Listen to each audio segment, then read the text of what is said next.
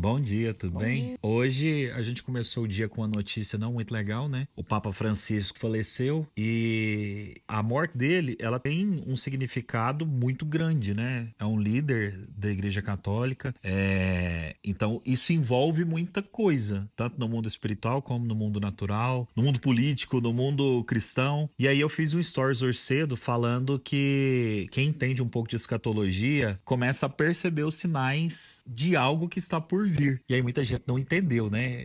Acho que eu nunca recebi tanta pergunta nos stories. O que é isso? Sobre o que é isso? E até bom, porque é sinal que as pessoas querem saber mais, né? Escatologia, para você que não sabe, é estudo do fim dos tempos, basicamente, de forma resumida para você, isso é escatologia. Só que eu não vou falar nesse vídeo exatamente quais são os detalhes, o que o Papa tem a ver com isso, o que não tem, o que o próximo Papa tem a ver, o que ele não tem. O que precisa ficar claro para você e para nós quando a gente faz esse tipo de estudo, quando a gente começa a analisar essas partes da escritura? É que a volta tá próxima. É essa mensagem que tem que ficar para você. Você precisa entender que Jesus está às portas. Ele tá voltando a qualquer momento. E isso serve para você como alerta, para que você comece a viver uma vida como quem não vive. Assim como a palavra diz, né? Case-se como se não estivesse casando, compre como se não estivesse comprando, trabalhe como se não estivesse trabalhando. O que quer dizer isso? Faça tudo que você está fazendo no seu dia a dia na iminência de que Cristo vai voltar a qualquer momento. A palavra de Deus é muito clara quando ela diz que ninguém sabe o dia nem a hora. O próprio Jesus, enquanto estava aqui em carne, ele dizia: nem o próprio filho sabe, mas senão só o pai. Você vê o tamanho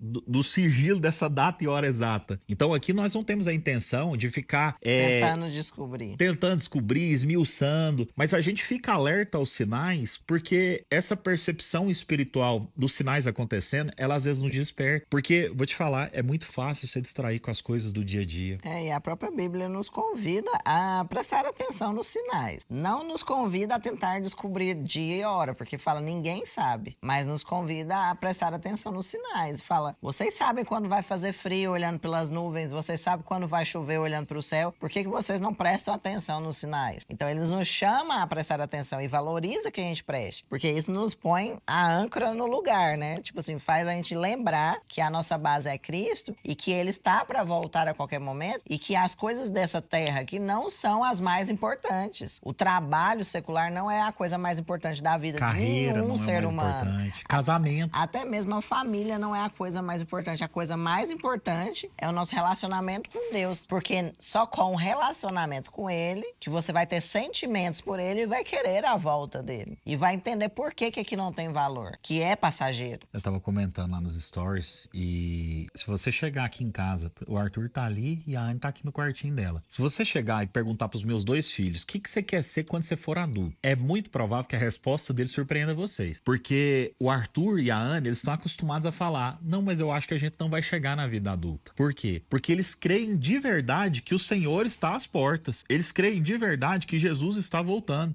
E eles vivem em função disso. E aqui em casa a gente vive também em função disso. Não é que você para de fazer todas as outras coisas e vive inerte. Ou imprudentemente. A palavra diz, né? Ela tem um versículo, agora eu não vou saber, eu devia ter feito o textinho antes, pegado todos os versículos, mas é porque veio na hora que a gente decidiu o que ia falar. Mas tem um texto em que fala que alguns irmãos, na iminência da volta do Senhor, começaram a ficar infrutíferos e parou de fazer qualquer coisa, você lembra? Tem uma passagem que Paulo dá uma ensaboada nos irmãos, o irmão parou de fazer tudo, ficava só em casa, tipo assim, esperando. Não, peraí que Jesus tá voltando. Não é pra você viver dessa forma. Então seja prudente. Então você trabalhe como se não trabalhasse. Se Mas case trabalha. como se não casasse. Ou o que quer dizer isso? Me casar como se eu não estivesse casando, trabalhar como se eu não estivesse trabalhando. É porque você faz não com coração naquilo. Você faz entendendo que tudo isso aqui é passageiro e que o mais importante é a sua missão. É trabalhar pro reino, é ganhar vidas pro Senhor. Entenda, meu irmão, quando a gente fala sobre escatologia, quando a gente fala sobre fim dos tempos, isso deveria gerar um alerta no seu coração, não só em relação a você, mas em relação às pessoas que você ama. Esposa, você que está com seu marido fora de casa, que seu marido tá maluco, que expirou com a cabeça, preocupe-se com a alma dele antes de preocupar com o seu casamento. Preocupe com a alma dos seus filhos, até mesmo na frente de escola, por exemplo. Isso é pesado. Na Preocupar frente, na frente de escola. amizades. Se você tá vendo que as amizades dos seus filhos não estão conduzindo eles para Deus, tá começando já talvez na adolescência a manchar o que Cristo ensina, talvez seja necessário uma mudança. Eu já ouvi casos de pais que foram sábios que trocaram os filhos de escola, vendo o perigo iria acontecer.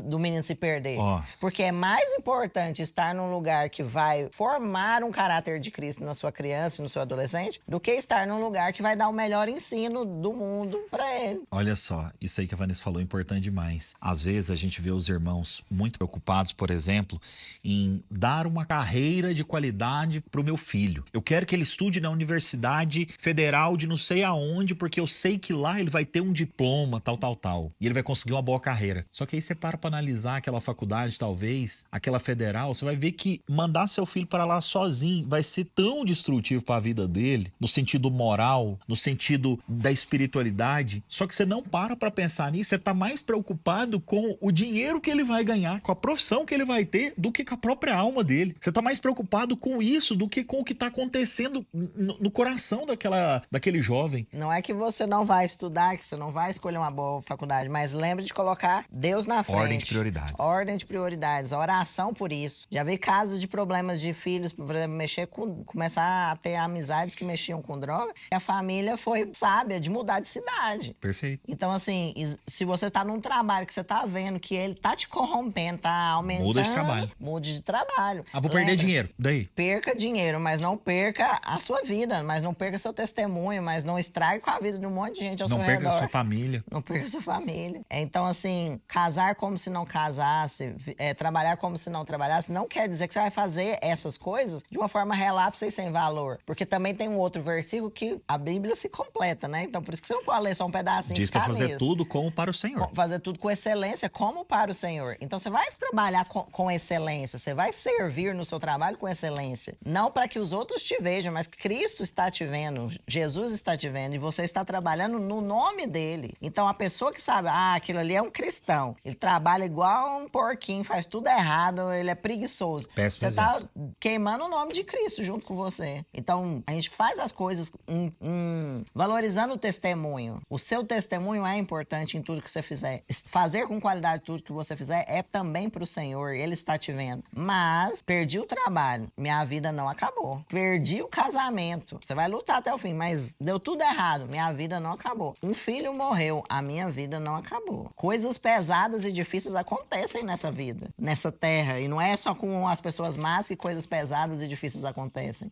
Pessoas boas também sofrem, porque nós estamos num mundo caído. Pessoas boas também sofrem, homens de Deus também sofrem. E assim, não pare, não deixe ser parado pelas circunstâncias, não deixe ser parado pelos fatos, porque o que estamos fazendo aqui é temporário, mas existe algo eterno, e esse eterno está em Cristo, e ele está às portas, e ele tem um convite para você. Todo aquele que crê, aceitar ele como Senhor e Salvador e se batizar, será salvo, e você e a sua casa serão salvos. E esse salvo é para uma vida eterna, e essa vida eterna é com ele. E aí, como que eu valorizo essa vida eterna com ele? É lendo a palavra e sabendo o que significa essa eternidade, e o que significa, e olhar com realidade o que significa aqui. Aqui é passageiro, aqui é falho, não tem nenhuma expectativa de perfeição pode ser atingida nessa terra. Então, o casamento perfeito não existe, a saúde perfeita não existe, o trabalho perfeito não existe, nada é perfeito aqui. Olha só, tem um versículo aqui que eu gostaria de ler para vocês. Ele tá lá em Mateus 25. O reino de Deus é como 10 moças virgens, que com lamparinas na mão, saíram para saudar o noivo. 5 eram tolas, 5 eram prudentes. As tolas não levaram óleo de reserva para reabastecer as lamparinas. Aqui precisa ficar algo claro para você. Eram 10 virgens. Ou seja, as 10 eram da mesma qualidade de pessoas, ok? As 10 eram filhas de Deus. As 10 eram cristãos. Isso precisa ficar claro pra você. Não é que 5 eram cristãos e 5 eram ímpios. Os 10 eram cristãos.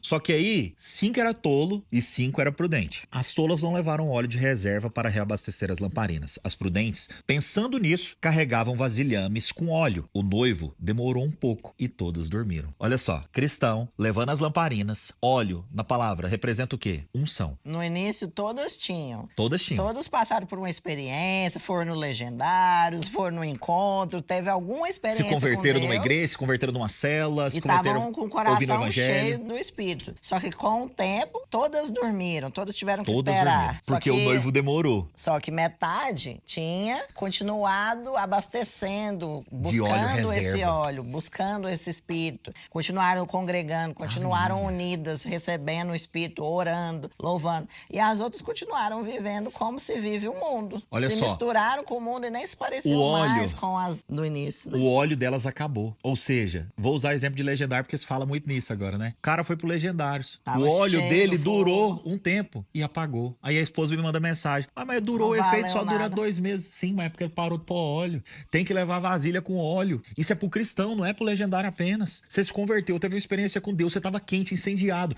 O óleo acaba. O óleo é comprado. Como é que se compra óleo na palavra de Deus? Como é que se compra unção? A unção, você compra ela não é com valor monetário, é simplesmente buscando e contemplando a Cristo. Falando entre vocês, ou seja, não é sozinho, é em grupo. Falando entre vós. Salmos, hinos, cânticos, falando a palavra, contando as histórias do que Deus já fez na sua vida, testemunhando, ouvindo as histórias do que Deus está fazendo na vida do outro, testemunhando, lutando junto, orando junto, alguém tá na batalha, você ora junto, alguém tá festejando, você festeja junto. Essa aqui é a instrução viver bíblica junto. de se encher do Espírito. É o que a palavra diz. Não vos embriaguei com vinho, mas enchei-vos do Espírito Santo. Falando entre vós com salmos, cânticos e hinos espirituais. Esse aqui que a Vanessa está falando. Como que você enche a vasilha? É isso, vivendo vida de igreja. É assim que você enche a vasilha. E aí, no meio da noite, alguém gritou: ele tá aqui. O noivo está aqui. Saiam para recebê-lo. As 10 virgens saíram com suas lamparinas. As virgens tolas disseram aos prudentes: nossas lamparinas estão se apagando, emprestem-nos um pouco de óleo. As virgens prudentes responderam: não há o bastante para todas. Se querem óleo, vão comprar. E assim fizeram, mas ainda estavam fora, comprando óleo, quando o noivo chegou. Ou seja, veio o desespero, você tentou correr atrás, meu irmão. Às vezes não vai dar tempo, porque o Senhor está às portas. Quando o noivo chegar, já não dá tempo de correr atrás. Quando você ouviu o grito, quando você ouviu a trombeta tocando de que o Senhor está voltando, já não dá tempo de correr para buscar óleo mais. E aqui eu não quero entrar no mérito teológico. Ah, tem um primeiro arrebatamento, segundo arrebatamento. Tem gente que crê que existe um pré-tribulacionista, tem outro que é pós-tribulacionista.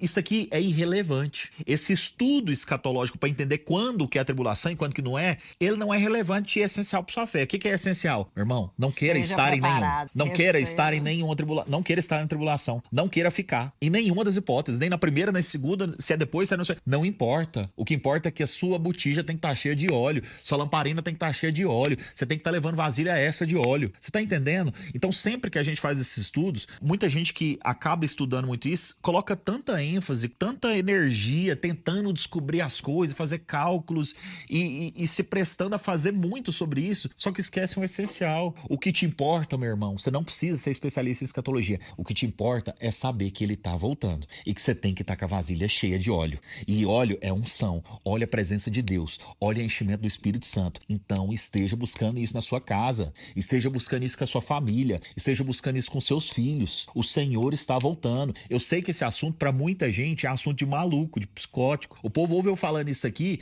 esses dias perguntar para mim: Ricardo, você não fica com um desses atacantes, né? Atacante é quem ataca. Vieram falar: você não tem vergonha de ficar falando essas coisas, não? Você tinha uma carreira. Eu falo: mano, eu fazia TikTok rebolando, velho. Eu vou ter vergonha de falar de Cristo, mano. Vou ter vergonha de falar da volta de É algo Cristo. sem valor. Eu fazia TikTok com a calça tochada na bunda, fazendo. Que é vergonha maior que essa? A vergonha da minha vida eu já passei, meu irmão. Eu expus a minha vida, expus minha vergonha, expus todas as merdas que eu fiz na internet. Você acha que eu tenho vergonha de alguma coisa, de falar de Cristo? Deus é gracioso porque, além dele nos perdoar quando a gente não merecia, morrer por nós quando a gente não merecia, ele nos avisa as coisas que não vão ser compradas na graça somente. Ele avisa que ele vai voltar, que precisa estar cheio de azeite. Ele não é malvado quando ele fala: ó, eu vou voltar e vocês precisam estar cheios para ir comigo. Que só quem realmente quiser ir comigo vai. Eu não vou levar quem não quer ou quem não tá nem aí. Ele não tá sendo mal ou saindo da graça quando ele fala isso pra nós. Ele está nos avisando antes que aconteça. Tá finalizando. Então, assim, e outra coisa que ele avisa antes que aconteça é que aquele que tem vergonha da minha palavra, eu terei vergonha dele no dia final. Então, assim, não há vergonha em falar de Cristo. Só que, infelizmente, ela vai ser coisa muito estranha no ouvido de quem não conhece a Cristo. Normal. Aí você tem uma escolha. Ou você ora e pede pra Deus do seu jeito, pra ele falar com você e você ter uma primeira experiência e começar a entender sobre isso, ou você ignora e segue sua vida. Pronto. Escolhas. A graça também está nas escolhas. Você pode comer o que presta e pode comer o que não presta. Perfeito. Você vai lá e escolhe o que você quer. Lembre-se, salvação é de graça e não requer esforço seu. Agora, reino, ser arrebatado, ser um crente vencedor, galardão, disciplina, todas essas coisas requerem uma movimentação sua. sua. Também é pela graça, mas requer uma atitude sua, tá bom? Deus te abençoe demais. Tamo junto. Fico alerta aí.